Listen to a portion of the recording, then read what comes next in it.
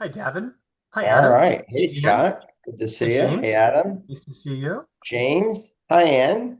Thank you for joining us today. Ann, where are you calling in from? The Salt Lake City. In Salt Lake Woo, woo. City. Salt Lake City in the house. Scott, your people in Salt Lake are always representing. It's because it's the most literate state in the nation and best run and most ethical Wow. and the best weather. Well, I happen to teach ethics, so I'm going to concur with you. Wow. Wow. Well, I'm clearly And outnumbered, so that's I'm that's having the reason I'm why it's the most ethical And because I live Anne's right teaching downtown by the ethics. Capitol. Are you near me? Adventures in Seniorland is in the house. Suzanne, Adventures welcome in with the Seniorland. chandelier that's oddly always off center. That drives the world crazy. I know. I didn't notice it until you just said it. And now I can't not see Oh, she it. has like Until- millions of people who follow her on social who are obsessed with this slightly off-center chandelier. I Should we may just just, Now, wait, monetize I know, Suzanne? I might just have to Suzanne, keep it like that. I know you have to learn a way to monetize that. Yes. Yes. Suzanne, is it the angle at which we're seeing it, or is it literally not centered in between the two It, windows in your room? it is not centered and it annoys the crap out of me. One of our tenants in the past 18 years put it there without asking us and so now at some point I will be moving it and moving it back to where it needs to belong. Well, we're glad we can process our anxiety through your chandelier this morning, this afternoon. All right, Davin, you're welcome to Oh kick us my off. gosh. It looks like we also have Jen Plabani joining us. Jen, can you hear us? Yes, can you guys hear me? We can. Jen, where are you calling in from? I'm calling in from Long Beach, California. Long Beach, California. That sounds lovely. It is. Excellent. Thank you for joining us today. Excellent. Well, before we dive into the agenda, I want to just do some brief introductions. We're not going to go all the way around the horn, but I also want to kind of pave the way for what to expect today. This is going to be an interactive session. My name's Davin. My business partner, Scott, publishing partner, is on the call with us on the Zoom call today. Together, we own a publishing company called Mason Vero and another company called Book Launch Partners. And Scott started a lot of this from his agency, Gray Miller Agency, of which I have been proud to be represented by as an author for the last 4 years. Scott and I have a great friendship, great partnership, and our goal today is to share insights from our own publishing journeys with each of you, no matter where you're at in writing, publishing, launching a book, all the things that matter, all the things that don't. And the first half of this will be a lot of us talking. And the second half of it will be a Q&A. So 30 minutes of kind of us presenting, 30 minutes Q&A. But at any point in time, if you've got a question, feel free to put it into the chat. Feel free to raise your hand. We'd love to have some dialogue with you. And if at any point in time you decide you want to have a conversation with either Scott or I offline, we would be delighted to have a phone call with you just to meet you where you're at in your journey and share anything that we've learned along our journeys to help you. Sound good? Excellent. Well, with that, I'm going. I question your math. I'm not sure it's 30 minutes and 30 minutes, but we'll It see how depends that on goes. how much you. It depends on how much Scott talks. If Scott's extremely verbose today, it might be 40 minutes of us presenting and 20 minutes of you. But I'm going to do the best to keep him on track. Sound good? Scott usually laughs at that. Apparently, he didn't think that that was funny today.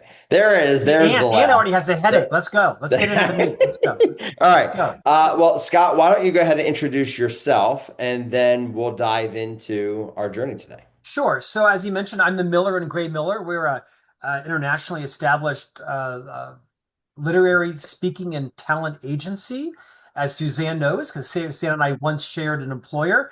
I spent nearly 28 years at the Franklin Covey Company, co-founded, of course, by Stephen Covey, the author of The 7 Habits of Highly Effective People. I was privileged to be the chief marketing officer there for a long time, and then went out and wrote actually 9 nonfiction books myself to various levels of success and started speaking, and then took all of my mistakes and a few of my successes and put them behind what is now one of the fastest growing agencies in the nation. So David and I, as he mentioned, have now co-founded this publishing company. And this webinar, if you will, is all about sharing with you a lot of the lessons that we've learned on your own paths to publishing. There's no question off limits. You'll get no sales pitch from us at all. What we find is that when we educate our clients, they come back and find out if we're the right partner for them. Simple as that. We have some advocacies, which is why we founded the business, but you'll find this, I think, to be a rewarding call in terms of our content. Go ahead, Dev. Excellent. So we're going to start by talking about the landscape of publishing, which is constantly changing. And so Scott's going to kick us off with a little bit about what's happening in the publishing landscape. So books are alive and well. Let's make no mistake, right? Books are being purchased and written and consumed at all-time highs with the economy, with politics, with the climate. Metaphorical and literal genres change. Right now, nonfiction business books and leadership books tend to be down. Personal finance books are up. Romance and romantasy, not science fiction are off the charts, right? When you've got political instability, people are looking for escape, and that pendulum swings back and forth. Davin, I think at last blush, Amazon publishes about 300,000 books a month. Is that right? 320,000 new release titles per month. Yeah, not sells, publishes. And some portion of half of those are written by AI. And there's no right or wrong. Every publisher has their own policy on AI, and it's changing weekly because AI has been demonized, it's been lauded, there should be disclosures. Everyone's got their own idea, including us, on what the role of AI should be in a book. At the end of the day, the reader and the buyer will decide that, right? Not the publisher. Regardless, books are on fire. And like I said, the pendulum swings. Barnes & Noble tends to open 60 new physical bookstores a year. Last year, they opened up more than 50. This year, they'll open up more than 60. Books of Millions expanding. Believe it or not, independent bookstores are actually growing as well right now. It just depends on, what is your genre and how is that working. Books are an extraordinarily robust piece of building a business if you are a nonfiction thought leader, right? Our expertise is in nonfiction books. We have a couple of fiction books, but generally speaking, if you are writing a nonfiction book, you're doing it for one of four reasons beyond educating people. You're creating a course, keynotes, consulting, or coaching. And you should be very clear about that. We'll talk about your why in just a moment. Consumption varies by genre. Generally speaking, this graph is how consumption rolls out. About 65% still in print, hardcover or softcover. Rarely are books issued simultaneously. Usually what happens, is that a publisher will issue a book in hardcover, and because of the price point on that, they won't issue softcover until about a year later, or until they think that the market for hardcover has been saturated, and then they release in softcover. But that isn't always the case. Usually about pretty consistent for most books, about 10% in digital. It's not grown in years, but audio is on a steep incline, especially depending upon your genre, right? If you're a fan of Matthew McConaughey and you're reading Green Light, it's 400% in audio because everybody wants to listen to Matthew McConaughey read it. Also, if you're reading Good to Great by Jim Collins, the vast majority are actually listening to an audio because they're usually in the C-suite and on their Peloton at 4 o'clock in the morning, listening to it for the 10th time. If your book is just kind of a normal, personal finance book or how to become a social media influencer, you're going to see a little less in audio. It just depends upon the nature of the reader and what is their circumstance. The point is you probably should have your book in all three of those formats. This way talks about understanding the role that books play in your business. Again, our expertise is in nonfiction authors building and monetizing their book. Ann Chow, for example, some of you recognize was the former CEO of AT&T Business, a nearly $40 billion division. When she stepped down after 30 years at AT&T, she became a board member, a speaker, and a coach, and her book, Lead Bigger, her second book, was really the platform for giving what is the equivalent of 30 to 40 keynotes a year. Luke Falk is a former NFL quarterback. We know NFL stands for not for long. Had 3 great years in the NFL, And then, like everybody else, left. And now he has actually monetized a big business on his book, The Mind Strength Playbook, selling coaching services to high performance high school and NIL, name, image, likeness athletes, that many of which are being paid, over $250,000 in college. And so he's taking his experience and selling coaching to them. Jeff Birmingham, some of you may know, ran for governor here in Salt Lake City, Utah, is a very deep-pocketed, tech-first entrepreneur, did not need to write a book to sell keynotes. He wanted to shape the conversation around how does humanity thrive in a world of AI. He didn't write that book to build a business. He wrote that book to be a leader in the discussion. So everybody has a different motive. I will tell you this, I can name very few nonfiction thought leaders that have a robust speaking, coaching, or consulting business that did not flow out of a book. I'll name you 500 for every one you name that did it. So there is definitely some similarities in why people write these books. Go ahead, Deb. So why people write these books is probably the most important part of our conversation today. You've heard Scott say it a couple times. So we're going to spend a little bit of time on the slide because this is, quite frankly, the everything behind your book. There's 6 different reasons why you should write a book. There's probably more, but we've narrowed it down to 6. Impact and influence, legacy, monetization, business development and lead generation, building a brand or platform, or codifying a journey and a process. I'm going to take a minute on each one of those. But I like to think of these in the terms of ROI in 2 different ways. ROI, return on investment, and ROI, return on impact. Whenever we meet with an author, it doesn't matter where they're at in their writing journey, we always ask them what their ROI is. Have you defined what your return on investment is going to be for bringing a book to market? Because there will be a cost no matter which path you choose. We'll talk about that in a little bit. But then more importantly, what's the return on impact? What do you want the book to do for the reader? When they get done reading it, what's their next step? How do you want them to apply it to their life, to their team, to their organization? How do you want them to engage with you further behind the book if you have a plan to monetize it? So first one, impact and influence. You have to define the ROI, return on impact of the book. What do you want this to do for your reader? Number 2, legacy. What do you want it to do for you as the author? Sometimes people just have a book in them and it's a legacy play. They're not looking to monetize it. They're not looking to build a platform. It's a bucket list item, in which case you can be a part of the 320,000 books that are being self-published every month by Amazon to say, check, I've done that, right? I'm not demonizing that. It's just the reality of why that's blowing up. But if you are looking to monetize it, what is it that you're monetizing? Are you doing speaking? Are you doing coaching? Are you doing consulting? Do you have a program like some of the things that Scott just talked about with the previous authors? It could be that you've got a business and you want to use it as a business development tool, tip of the spear. We've got a lot of authors that use the book as a way to get in the door for other services that they sell. And they're very strategic in targeting on who they send their books to start a conversation. It's a lead generation tool.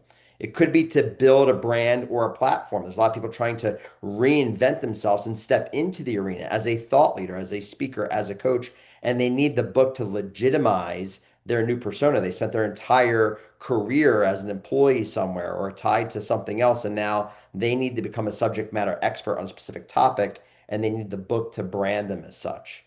Or it could be to codify a journey or process. You could be running a company and you could be transitioning out of the company and wanting to keep the legacy of the culture that you've built alive long after you're gone. And so you're going to use the book as a playbook of sorts, as a blueprint, if you will, for the leaders who are coming behind you to make sure that what you built lasts. So there's lots of reasons to write a book, but before you even put pen to paper, the very first thing you need to get clear on is why are you writing the book?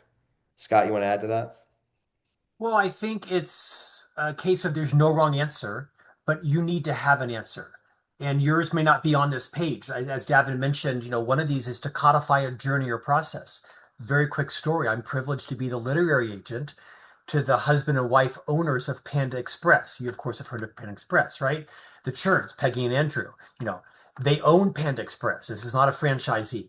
They own Panda Express. As a result, they are billionaire philanthropists. They're not writing a book to go book keynotes. That would be dangerous for them. But what they are writing a book, however, is because Panda Express has 50,000 employees. And they are not in the business of selling American Asian food. They're in the business of helping people buy homes, send their kids to college, have financial independence. These are very mission-driven people. And they have very specifically built a culture at Panda Express that they want to codify, not just for the current 50,000 employees, but for the next 50,000 employees that come when they're no longer here in this life. And so they're writing their memoir to say, here's why we did this. Here's why we do it this way. And so I think that will be a case where they'll buy 100,000 books for both current and future people because they want to keep the Panda Express mission alive for the rest of, their kids' generation. No wrong answer, but you want to become very clear on what your why is. If your why is, I want to become famous, totally fine. Your why is, I want to build $1 million in business, that's fine. I want to codify or document my journey and trauma so that my children can be a transition figure, that is fine too. No wrong answer, just be super clear and don't let anyone else talk you out of it. Your That's right. why is yours, it's not anybody else's. That's right. I also think before we move to the next slide, where we're going to talk about some of the authors and their whys and their goals, and we'll be brief on that, it's also important to understand what's reality. The reality is, as you just heard us say, 320,000 new books are coming out a month. 95% of all books never sell more than 5,000 copies. 95% never sell more than 5,000 copies. Everyone thinks that their book is going to be the next one that catches lightning in a bottle and they're going to be, become famous overnight. So I share that because authors don't make money off of books. So if your goal is to make a living off of selling books, that is very likely not going to happen. So there needs to be a why beyond just whatever the royalty play on the book might be. Some of those people Scott's going to talk about on this slide because there's a lot of power that a book can have beyond just the small royalties it pays out to its authors. Before I go there, this is going to be counterintuitive for the co-owner of a publishing company, right? Because how we make money is when your book sells. That's the business model. But the fact is, Davin and I are privileged to onboard, 20 authors a week in terms of discovery calls. And the most common question everyone asks, listen to this because this is a mastermind right here. The most common question we're asked is, how do I make my book a bestseller? How do I sell as many books as possible? And I tell everyone that's the wrong question. The question is not how many books can you sell? It's how few books can you sell? What's the fewest number of books you can sell to ignite your monetization plan? If you're an executive coach, you just need to get your books into the hands of the right 10 C-suite executives so she buys your coaching. If you have, a keynote business, your book needs to be in the hand of the director of conferences at all the big associations. Don't sell any books. Buy books and then get them into the hands of the people that need to read it. Again, that's counterproductive to our business model. But I would really advise you not to be thinking about, I've got to sell 4,000 books so I can get on the New York Times. It's not going to happen. The New York Times is an opinion list that's, that's determined by 3 people in a secret room every Monday morning. And if they don't think you're talking about the zeitgeist of the world, you're not on the list. And so don't worry about that stuff. Write a great book. I mean, this is a passion of mine. This is my favorite book I've ever read. A Beginner's Guide to Dying. As far as I know, I'm not dying. As far as I know, no one in my life is dying. I don't know the author. I don't know the publisher. He died. This is a phenomenal book. He wrote a great book. I've read it twice, and I'm sure I've sold 100 copies. If you follow me on social, you see every couple of weeks I hold this book up and I talk about it because it's such a great book. Slow down, take your time, write a great book, and people will discover it and refer it for you. Sure. This list is a group of people you've recognized, right? Fourth from the left on the top. The guy in the gray shirt there with that kind of circus book, that's Jay Schwedelson. He owns the top marketing podcast in America. Do This, Not That on iTunes. He has a large media company. He's transitioning from being like an entrepreneur to being a thought leader. Right beneath him is this gentleman who wrote a book called Sell to the Rich. He was a high net worth family photographer for 30 years. He spent all his time in the dining rooms and living rooms and bedrooms and closets of the uber rich. And now he's teaching companies, luxury brands, how to sell to the rich. Everyone here's got a different story. Karen Dillon, just to his right, may recognize her. She's the former editor of the Harvard Business Review. She co-wrote a seminal book with Clayton Christensen called How Will You Measure Your Life? She launches a book about every 2 years, and it drives about 60 keynotes for her. And she finds something that she's passionate about, that the zeitgeist is interested in. She writes a well-researched book, and it drives 60 more keynotes for her. Everyone's got a different why. What's similar is all of their their pivots, their brands, their businesses are grounded in a book that they wrote. And as Scott just said, what's important is that you write a great book, right? Some of these had platforms, some of them did not have platforms. But what's most important is that you want to leave people like Scott constantly talking about your book because it was transformative. It impacted them. We're going to talk about writing a book in a second. There's no wrong way to write a book, but there's lots of different ways you can write a book.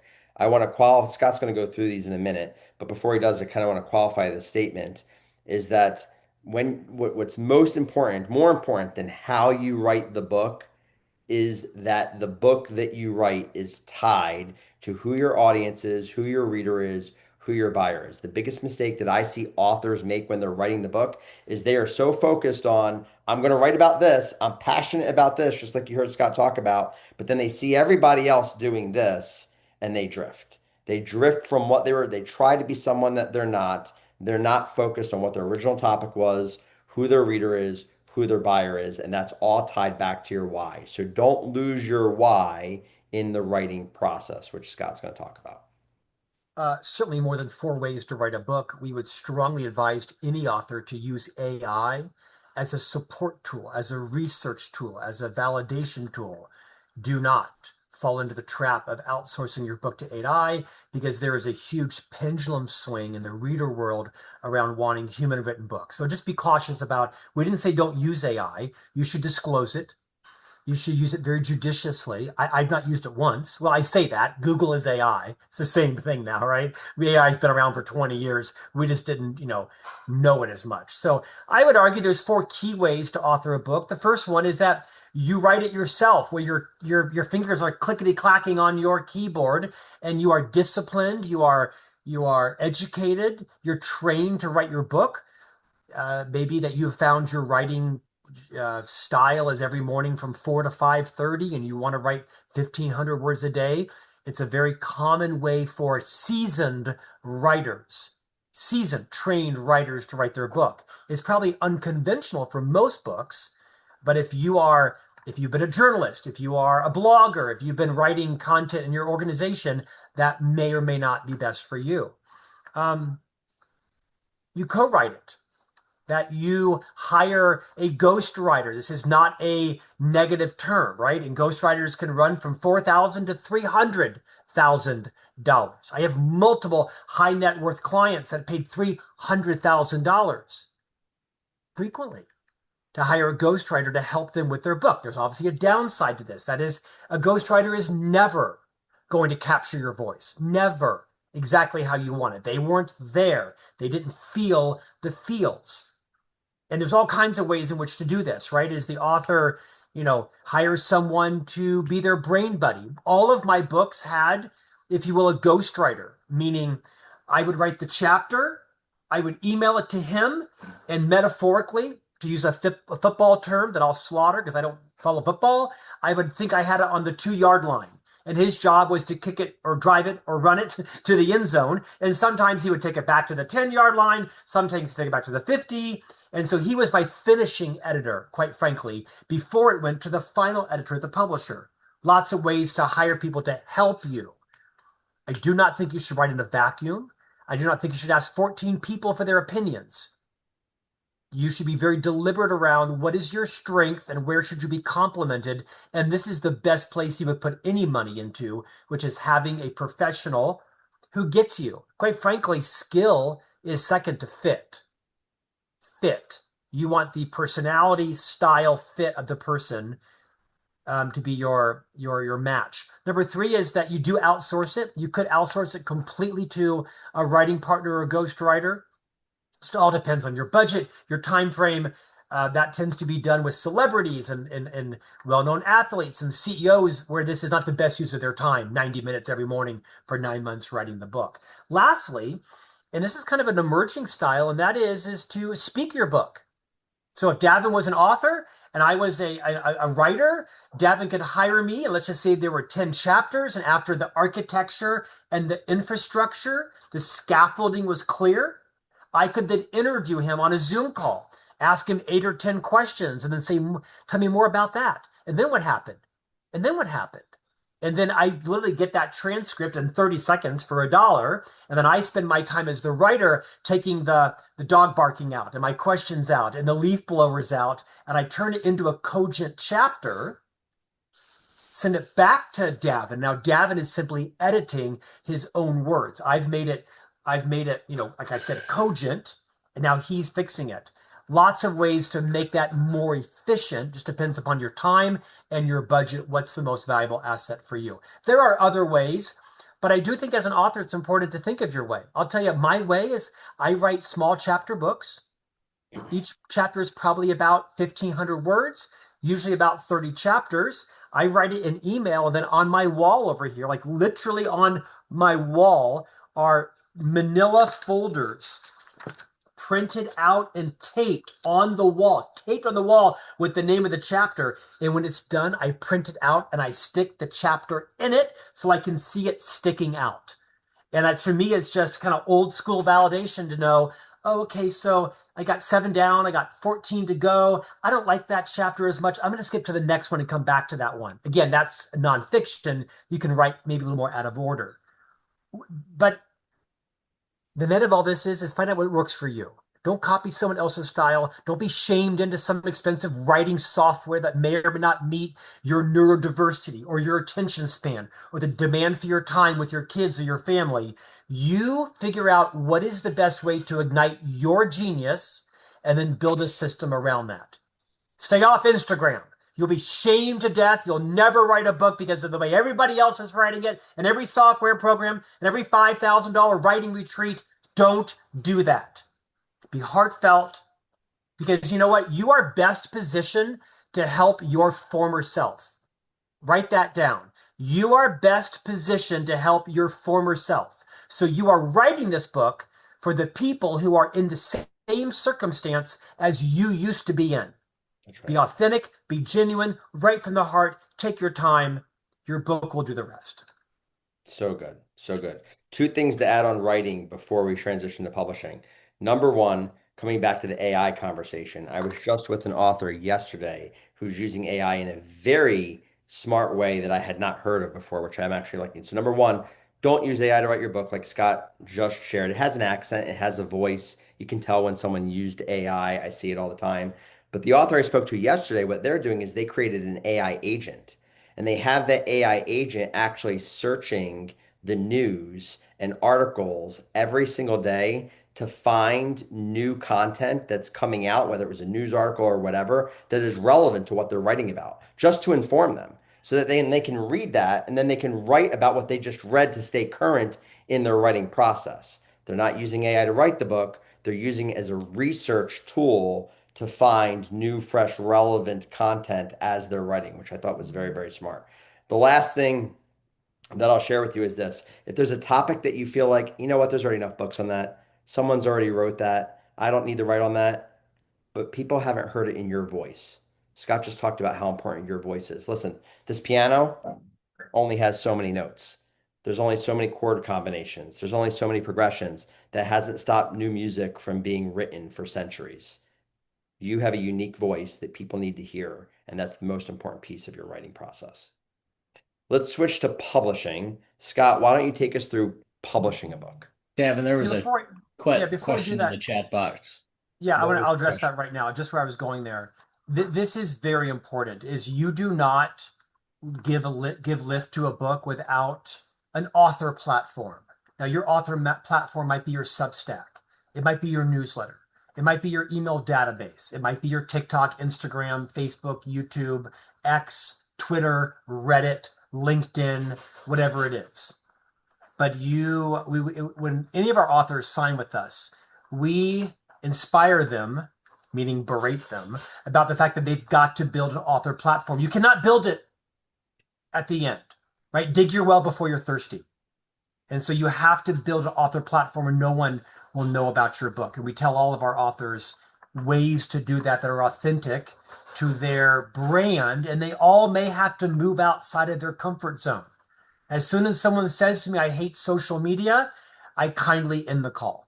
Well, you know, if you hated billboards in the 80s, you weren't in business. If you hated park benches in the 70s, you weren't in business. If you hated print newspapers in the 60s, I'm sorry, it doesn't work for me. I wish you well. Click. We're done.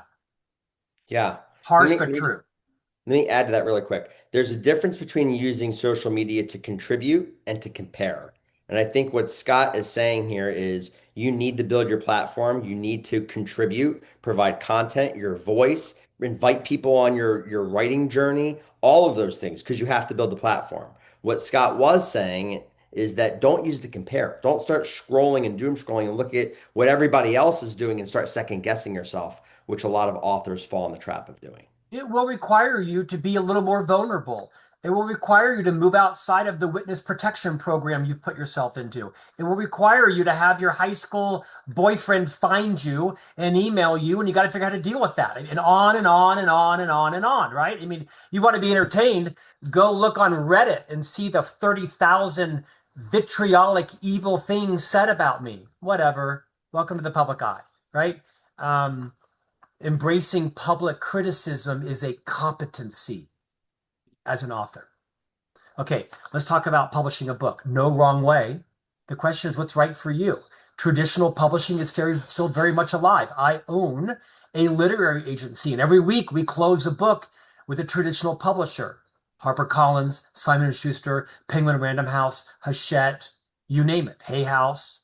It's very much alive, typically increasingly reserved for people of celebrity, massive social media platforms, usually have extraordinary in-house editing skills, usually, often pay in advance, which is simply a predatory loan against future royalties. Predatory loan against future royalties. And usually, they're publishing your book 12 to 16 months after they've accepted your manuscript. So it's slow to market, very much still alive. They probably publish, somewhere between 12 and 15 books per imprint a year. And they're increasingly needing every one of those to pay off. So they're rarely taking risks on new authors. Independent publishers are usually former leaders that were disaffected at traditional publishers, and they opened their own house. They're faster, they're easier, they're quicker to market, high quality, typically don't pay in advance, but sometimes do. Not a lot of downside, other than it still is usually 9 to 12 months to market, and they're still quite discreet about who they take because these books have to hit, right? By the way, publishers are in the market for the long game. They're thinking about your book for the next 10 years. They're thinking about hopefully your third or fourth book. Will that one pay off, right? Ask Malcolm Gladwell. It was Blink that 4 years later ignited the tipping point. 4 years later. I'll skip to hybrid publishing, known as pay-to-play. These are very reputable companies like Greenleaf and Amplify and Forefront. They're very reputable. Again, typically have great services. They're usually reserved for high net worth individuals, $40,000, $50,000, $60,000 to get involved. And great services, speak very highly of them. There's a large barrier to entry because of the price. It's pay to play. And you also pay for your books. So in addition to the fee up front, you are paying for the inventory. You pay for all the books, and then as a result of that, you receive a higher royalty on the back end. Self-publishing was very hot the last decade. What happened is though everyone who couldn't get a book deal because either they weren't on television or didn't have 1 million TikTok followers or didn't have $100,000 to publish, they went through Amazon and they published a book. The problem is their book was a pamphlet. Their book was a pamphlet, and it was deleterious to their brand. Rude but true. The book looked hack. It wasn't typeset right. It wasn't aligned right. It wasn't paginated right. It was riddled with spelling errors. it was not brand accretive. It was brand de minimis, easy access, print on demand. And so I think it has destroyed a lot of people's credibility in the marketplace, which is why David and I opened up a professional publisher, kind of in the middle there between a hybrid and an independent. That's what Maison Vero is we're like a hybrid, but more affordable. We're faster to market. Our books can be to market within 100 days of an acceptable final manuscript, which is very important to some people who are in the circumstance of wanting to sell coaching or consulting or courses or keynotes. And you don't pay for the books, the reader does. Now, you can buy your books, and you should buy your books for distribution, but the reader obviously pays for the books, and then you're paid in royalty, and then we make $1 on the back end. We can tell you more about that if you're interested, but that's kind of where we sit. We've found an enormous opportunity there for authors that want the quality of a traditional book, but they want the speed to market of a self-published book and the economics that are less and better for you than a hybrid publisher. I'll stop there. Well said, well said. One of the things that we've discovered in that process is we have learned what publishers do from our own journeys and what they don't do and what we wish that they would have done. If there's any slide you take a picture of, it should be this one. Take a picture of this slide. I'm not going to go through all of these bullet points because I promised that it would be 30 and 30, and we're already at 37, and I want to make sure we wrap up to give you guys some time to ask some questions. But this slide right here, these are the steps that in our publishing journey at Maison Vero, we got together and Scott and said, what did some of the publishers that we work with do well? What do we wish they would have done that they didn't? And we introduced those steps. I'm going to just highlight a few key things here on the slide. Number one of the things that you want to make sure that you do is that you share your manuscript if you have time with other people. You'll see right here in that day 60, day 80 mark where it says incorporate 360 feedback. One of the things that we do is we print off the manuscript. We spiral bound it. We send it to 5 to 7 peer readers that the author selects, and we have them go through and mark it up. And then we have it mailed back to us, consolidate it in a spreadsheet, send it back to the author. They don't know who said what, and now they have some surround sound around their book. One of the things I highly recommend that you do as a part of your process is make sure that you have some people giving you feedback on your book. Number 2 is you'll see later down here where it says final cleanup editing on day 107. Every book that's ever been published has a typo in it. I'm not sure there's a perfect book out there. Scott and I just read one the other day from a very well-known publisher, 2 typos on the second page of the book. It is what it is. Every book is going to have typos in it, but you want to minimize the capacity for that to happen. So you want to make sure that you're clear on how many rounds of editing your book is going through. One thing that we try to do at the very end of every single book, not try to do, one thing we do at the every single book is make sure it goes to a final cleanup copy editing, a second round of copying to minimize any mistakes. That said, you as the author should read through your book cover to cover, line by line, to make sure that the publisher didn't miss anything. One of the benefits of professional publishing is that we print on demand, so that if something is found, we can actually correct that before thousands of copies are out there in the marketplace. For if you go traditional or independent or you're offset printing and you've got thousands of copies out there, it's even more important that you catch those mistakes. The last thing I'll point out on this slide is you'll notice that there's a window between pre-order, publication, and then right after it says author continues marketing. Listen to this very carefully because then we're going to switch to launching a book. Between pre-order and publication date is your biggest opportunity to drive sales for your book. The other thing is publishers don't do that for you, and they certainly don't market for you after the book is published. The biggest misnomer that we see is authors believe that the publisher is going to help them drive pre-orders, the publisher is going to help market their book, the publisher is going to help them have a successful launch, the publisher is going to continue to market the book after it's launched. None of that is true.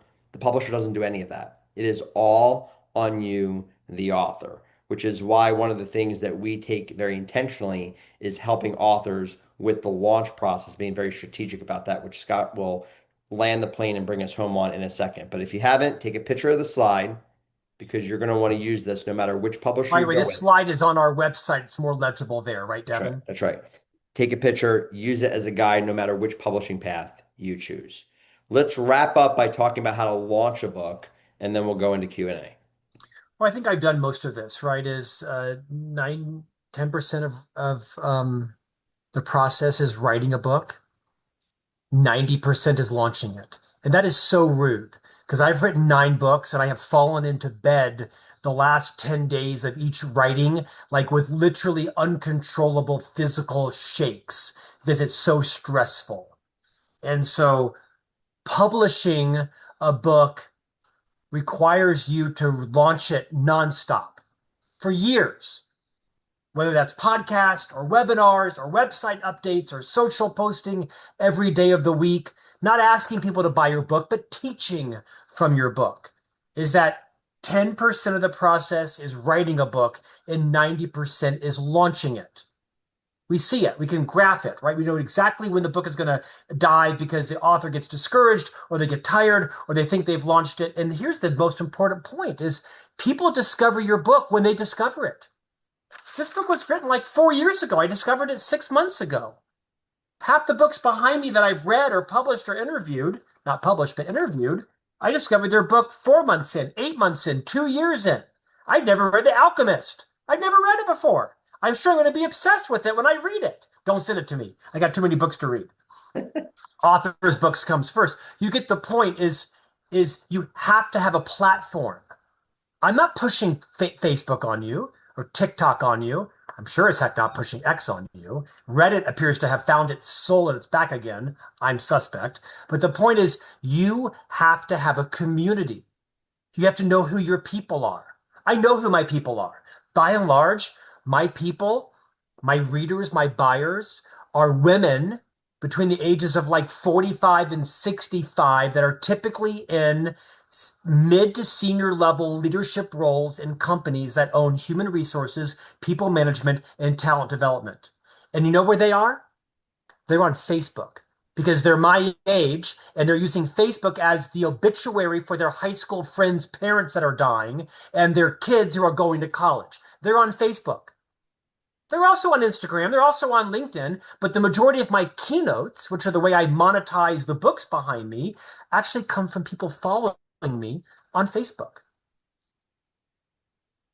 And so you need to have a comprehensive launch plan, not what you're going to do when the book releases, but what you're going to do before you start building or writing a single word. And as a publisher, we work intimately with our authors on that. And we don't create your marketing plan for you. What we do is we force you to understand what is your goal. That's important. What does success look like? What is your budget? How are you planning on monetizing the book? And then we help you build a plan around that. And then you can choose to hire our firm to execute it. You can do it yourself. But this is a great reminder. It is too late to dig your well before you're thirsty. You have to build your platform if you choose to monetize the book. Okay, questions? All right, let's open up for some Q&A. Well said, Scott. Feel free to come off mute. Feel free to raise your hand, drop it in the chat. Is it Amy or Amy? It's Amy. Thank you. Hi, Amy. Hi. Thanks so much for having this. I believe Absolutely. you worked with my good friend Jennifer on her book, McCollum.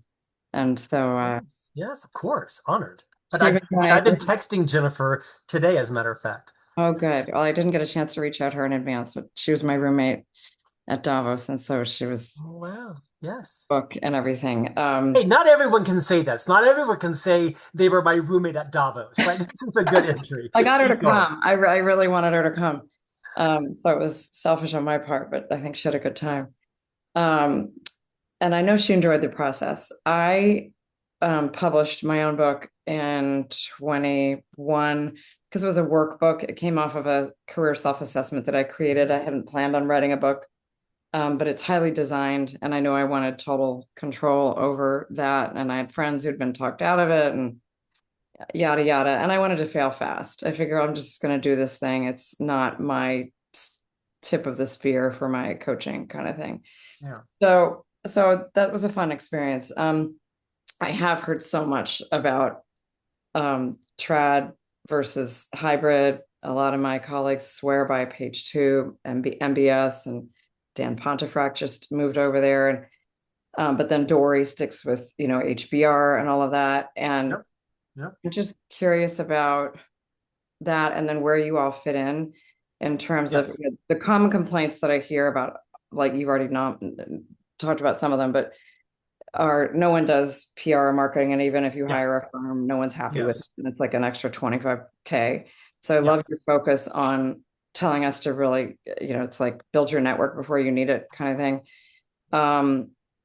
But how do you really make the decision? And then I've had friends who've had IP issues wanting to try to get their IP back, and they can't. Yeah. From Yeah. a trad publisher, it's like impossible. So that's really interesting. If you have a framework or Right. something you want to repurpose later, that's Yes. a real Yeah. problem Yeah. for them. Where do you all fit in terms, Sure. I can answer most of those questions pretty quickly. So Maison Vero insists that all of our authors own their own IP. Period. No question asked. We don't do that at all. I've been in the IP business for my entire career. It was a guiding principle of Davin's and mine. Second, let me remind you, your publisher does three things. They edit, you hope, they print, and they distribute your book.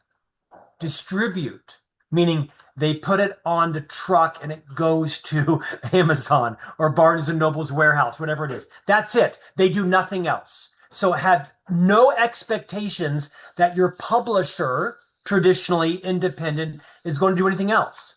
Now they're going to bring on, college fresh graduate who running their PI. They're not going to do anything for your book. Whatever it is they do, it's a bonus. You do it all. It's the number one complaint we get. My publisher did nothing. Kind of like, when you change stylists and you go to a new hairdresser and they spend the first 20 minutes complaining about how incompetent your former hairdresser was. It's the same thing in publishing. Everybody hates their publisher, quite frankly. It's so old and passé. When you go into it eyes wide open, you should be asking all these questions. What do you do? What do you not do? What are you going to not do that I think you're going to do that I'm going to want to blame you for that you should tell me now you're not going to do? So these are all very courageous questions. Let me be careful. You hold the keys. These publishers need your business. They act like they're all in charge, and they are, pardon my language, but they need your book. So you should be courageous to say, what are the things that most authors think you are going to do, but end up irritated because they didn't hear it properly, or they didn't ask the right question, or you weren't courageous enough to share it up front in the conversation, right? You should not feel uncomfortable asking all those questions, including what other questions should I know about so I don't become disaffected in 9 months and choose not to refer someone to you. These are the types of questions authors should be asking. Now, Amy, to your question, the reason most people pick us is a couple reasons. One, it's quality of book. It's when we publish your books look gorgeous like any other book you would see in the marketplace. They are stunning. The word is beautiful. Our authors get us. Everything is ticked and tied. We are obsessed with the quality of the layout, whatever it is, hardcover, softcover, digital. That's the first thing. Did you do Your the book will marketing? look. I'm sorry to What's interrupt that? you. Did you do the marketing and the beautiful presentation that the book came in and the videos? Jennifer, Yes, yeah, we did all that. that Yeah. was And remarkable. now they hired us to do that, but yes, we did it. We did I'm that. sure it's an add-on. Yeah, it's a separate company we own called Book Launch Partners. And that's exactly, are you talking about for Jennifer McCollum's book? Yes, for her recent one. Yes, we did. And We at did work. 100% of that.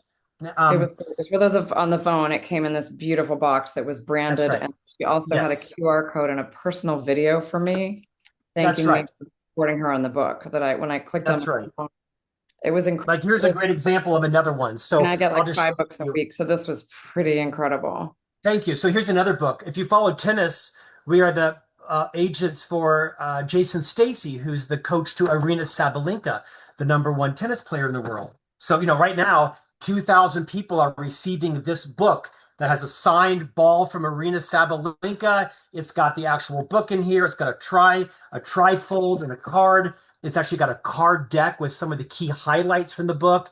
And so we do that. But to answer your original question, the second reason people choose to pick us is speed to market.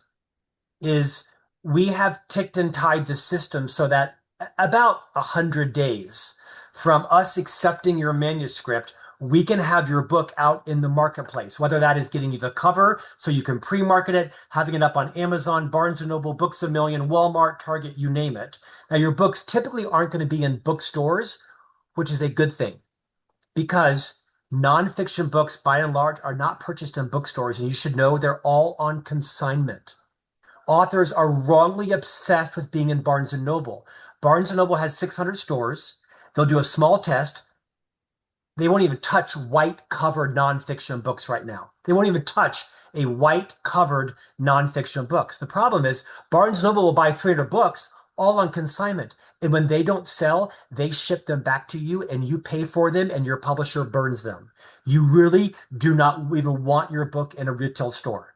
You want your book on every possible e-tailer, and then you publicize it through all of the directed launch activity you do. I will tell you, I'm talking way too much. There's two ways to launch a book: net fishing and spear fishing.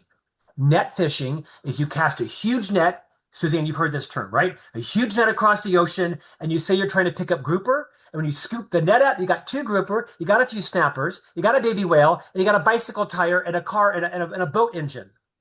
And that works for some mass market books. Amy, I get some sense of the business you're in. You clearly are in this spearfishing business, right? You are getting very clear on, I want 9 new clients of this profile, and this is all I want, and your job is to get the books into their hand, as you mentioned, in a gorgeous way. Let me share you one thought. The best way to launch a book is to take your book, and we do this all the time, put a sticker in the front cover, a sticker, and say, the 4 ways high performers lose their cool, page 67 to 68. I'm making this up, right? The one problem everybody faces when it comes time to scream or shout. I'm making this up, right? You pick 4 areas with like 2 pages, because everybody can read 2 pages, and then you tab it: green, yellow, purple, pink, and blue. And you send someone a book and say, Tina, I know you're busy. I've just launched my new book. I've tabbed the 4 sections I think you would be interested in. If there's any desire to have a conversation, I'd love to talk to you. Your phone number and your email address, and you will rise that stack to the top of their book, because everybody can read 8 pages, 2 pages here, 2 pages here, and that book will go in their briefcase, not on their back credenza. And so we do this. It's a highly labor intensive. You got to follow the process. You got to have little tabs that go in here, but you got to recognize that people want to read shorter books. People don't want to read 70,000 books anymore, 7,000 words. They want to read a book that they can pick up in Miami and finish it in Dallas, because everybody is super busy.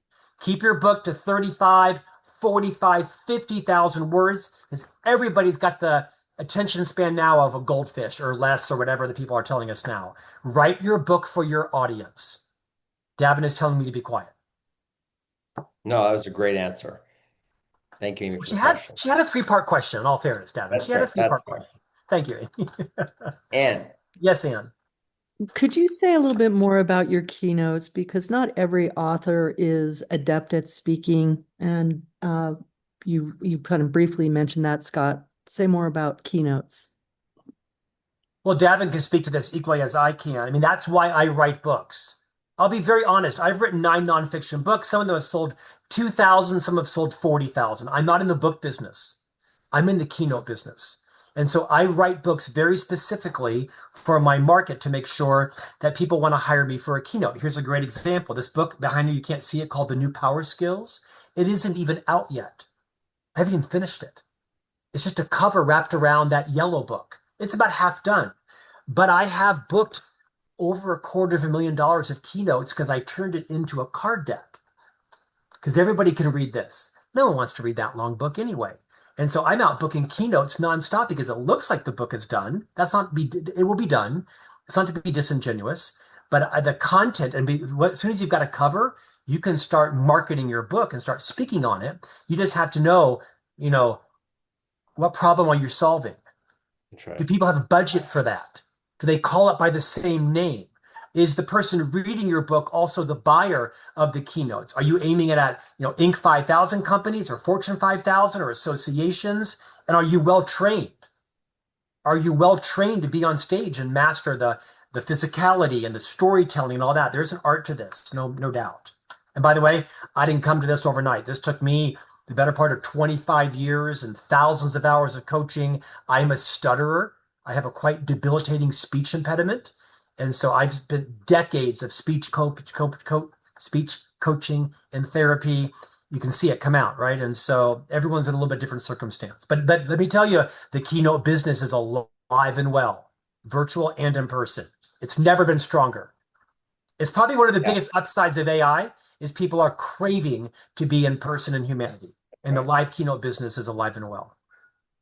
Yeah, let me add to what Scott just said, Ann, on that. And this is us without us knowing what your goals are around this. And I'll repeat what I said earlier. If any of you want to have a conversation about your specific goals, your specific writing journey, where you're at, Scott and I would love to have a conversation with you. There'll be a link in the chat where you can fill out a form and we can schedule a call to do that. But specific to this, Ann, one of the biggest mistakes that I see authors make, particularly those that want to break into the speaking space, is they tell everybody about their book. They post covers of their book. They tell people their book is coming, my book, my book, my book, my book. And I have no idea what your book is about. I have zero idea of what the content is. And when you think about how musicians launch new albums, they don't post a picture of the new album and say, I've got a new album coming out, buy the album, buy the album. No, what you see is you see a tiny little clip of a verse or a chorus or a bridge from a song, from a track, from the album, and they seep it out. And then all of a sudden people go, oh my gosh, I love that sound. I love that song. I love this new artist. I want to go buy this album. I want to go see them in concert. And so they give pieces of away over a period of time to kind of prime that and get the sound to be familiar so that people actually want to listen to the songs and want to buy the entire album and want to go to their concert. In the same way with your book as an author, you should one of the biggest advices that I give to authors is as they're writing the book, when I read a book, I go through and I dog ear and I highlight like every single page, right? As I'm writing my own books, I go through and I'm like, ooh, that's a critical sentence, highlight. Ooh, that's a critical sentence, highlight. Ooh, that's a critical sentence, highlight.